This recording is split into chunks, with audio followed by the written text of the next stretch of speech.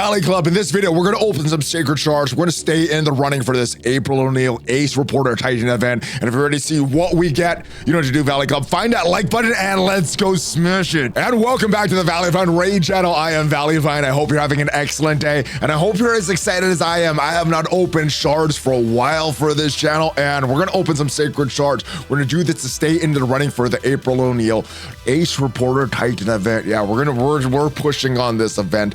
And we're going to stay in the running, get all the points for this to get that guaranteed April O'Neil shard. We're going to open some sacred shards and hopefully we get something good.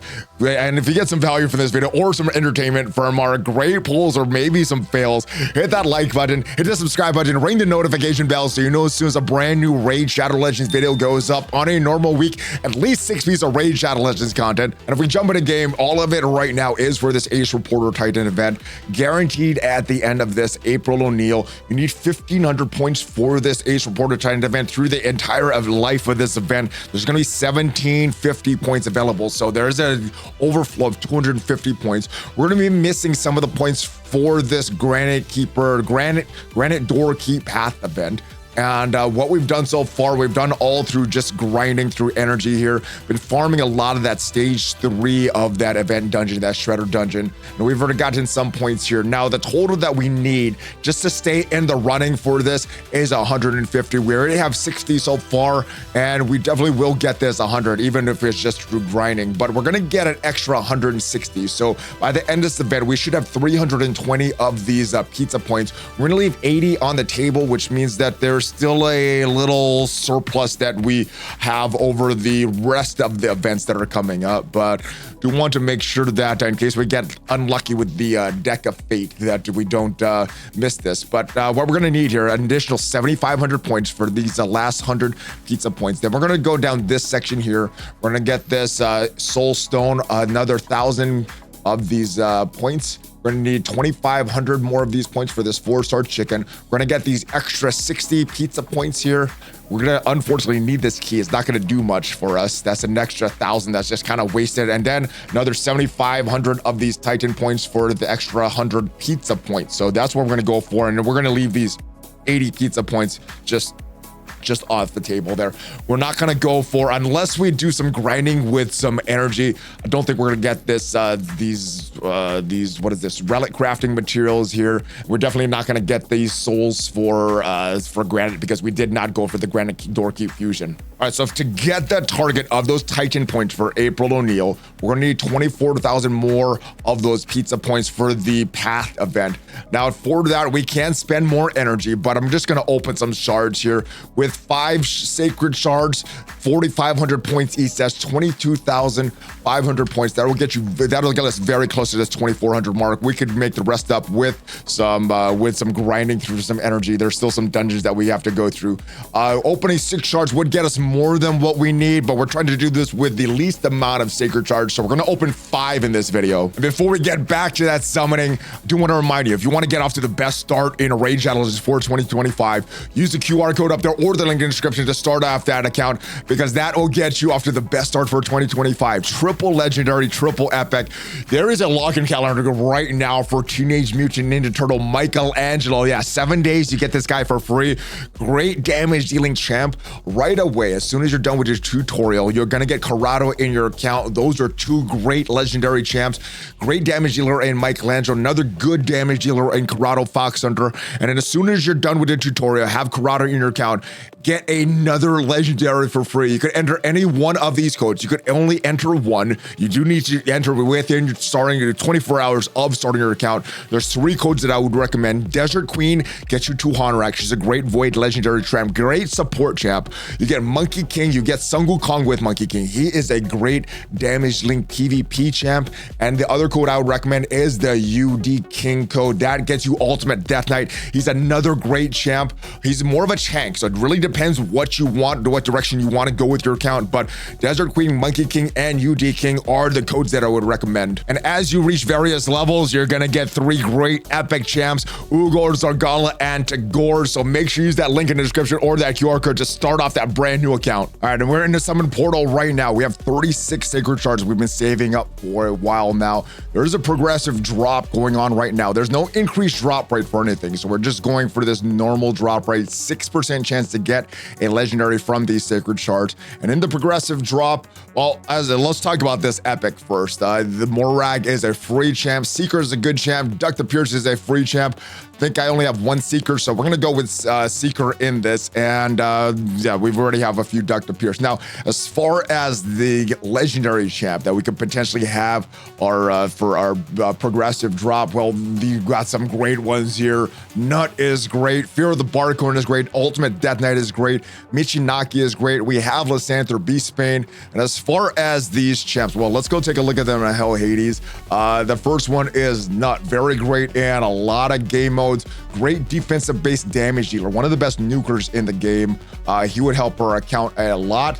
Michinaki, also a great damage dealer. He would help our account a lot as well. Great for Hydra, great for a lot of the bosses there. Does a lot of great things, has some great moves. Ultimate Death Knight is that tank that we talked about. You can get him for free if you're a brand new player. I don't have him yet, so this is a character that I may want to get. Although he only has a 4-star rating on hellhades.com, he might help our account the most immediately. And then Fear of the Barcone also has a 5 on hellhades.com. All of these are great champs, but I think the one I'm gonna want is the one that actually has the lowest rating on hellhades.com, Ultimate Death Knight. And the reasoning for that, Nut is a great champ, Fear of the Barcone is a great champ, so is Michinaki. But I am doing pretty good in the faction wars with the dwarves. Already have all the normals done. Same thing with the Sylvan Watchers. So as far as right now, I think what I'm looking for is the faction wars, Ultimate Death Knight. We don't have a lot of undead hordes. We don't have a lot of great shadowkin. So both of these characters would help. I think I'm gonna go for Ultimate Death Knight right here. I think it would be a cool champ, but Nut would be great as well. Maybe we go with Nut.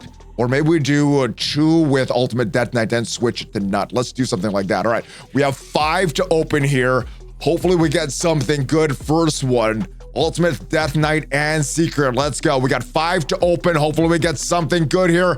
What do we get the first one? Let's get a legendary. Come on. We need the points. Oh, it's a legendary. Who is this? It is Karato the Astral. My goodness, that is a great one right off the bat.